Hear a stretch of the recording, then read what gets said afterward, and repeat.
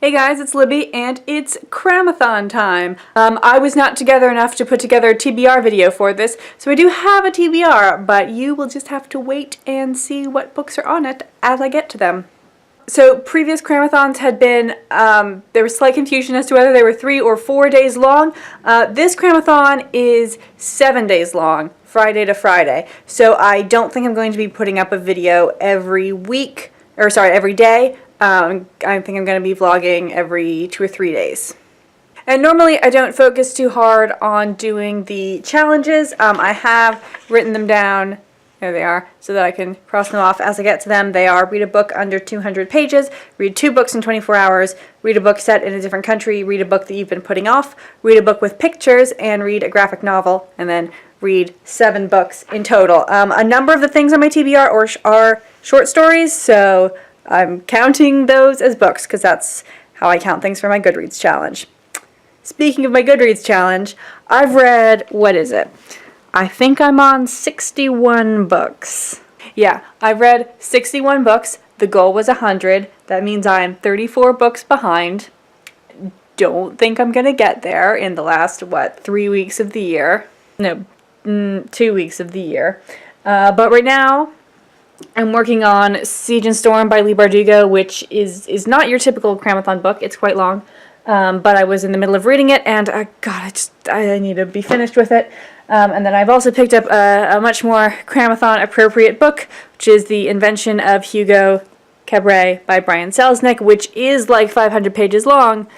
I need my tripod. It is like 500 pages long, but it's an illustrated novel, so like more than half of those pages are just pictures. Hey guys, on the couch, trying to get through another chapter of Siege and Storm with the help of the Pinot Grigio. I've only finished 1 chapter of this so far today. I've mostly been focusing on Invention of Hugo Cabret, which I don't really like either. But I'm just waiting for the Darkling to show back up because honestly I don't care about any of the other characters. Hey guys, it is now day 2 of the Cramathon. I got up, I had breakfast, I got dressed, and then I got back into bed. Oh, sweet Saturday. So I actually conked out fairly early last night, so I was not able to finish Inventions of Hugo Cabret. I'm about 3/4 of the way through it. You can see with my tissue bookmark, I was too lazy to walk into the other room to get a proper bookmark. And then this morning, I didn't want to do, like, actual reading first thing, because I felt like I was too sleepy, that if I started reading, I would just fall back asleep. So I listened to something. I listened to the 3 Resurrections of Jessica Churchill by Kelly Robson. And I was able to listen to this because this is a short story that was published in Clarkesworld magazine, and Clarkesworld, in addition to publishing a magazine, they also do what they call a podcast, where they read what was her name? Kate something of Clarkesworld magazine reads the stories. I gave it a 3 stars. I didn't really get it. I'm actually really glad that I listened to the audio version, because at the end, Kate does a little introduction, and then she reads the story, and then at the end she says, "Wow, wasn't it interesting how blah blah blah," spoiler, and I was like, oh, that's what was happening. I didn't, thank you. Hey guys, so it is now Saturday afternoon, or actually more like evening, it's almost 7 o'clock. I went to the theater today, and I saw Into the Woods at the Kennedy Center. It was a pretty good production, very minimalist, which means I still have not finished Invention of Hugo Cabret. I have like a little over 100 pages left. Hi Nova. And I read a little bit more of Siege and Storm this morning, and we're getting back to the world-saving plans, so I'm liking it again. Okay, so David has come home, and he wants to share what are the like typical book titles that I read. Just so you know, David is not really a reader of fiction or of long-form non-fiction. That's not true. You read like articles, and I read like 1 Pulitzer Prize winning long fiction book a year. Okay. So what is the standard Libby I mean, there's definitely different classes. Okay. There's not like a single formula. Typically, it's either female identifier plus spunky description.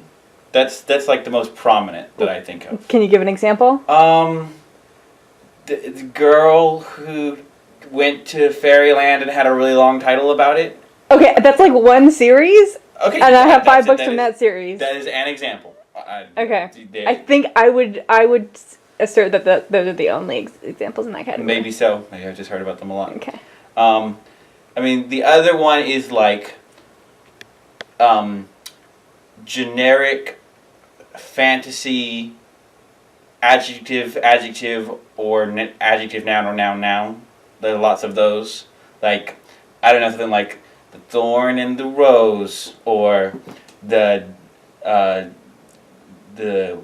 magical king, or that was not a very good title. Or That would be like a great title for like either sort of 1909 yeah, or like they 1982. spice them up more nowadays. Yeah. You know, it would be like the Cursed King. You know, that would be a good one. So something that doesn't really tell you anything about what's actually in the book, other than Okay. it's about some fantasy thing. Okay. And then the other one is like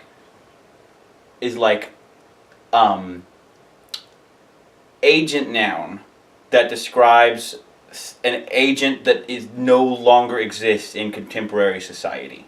So like something that would be like Taylor. the seamstress, that would be one, or like you know, the handmaiden. I'm sure that's one of them.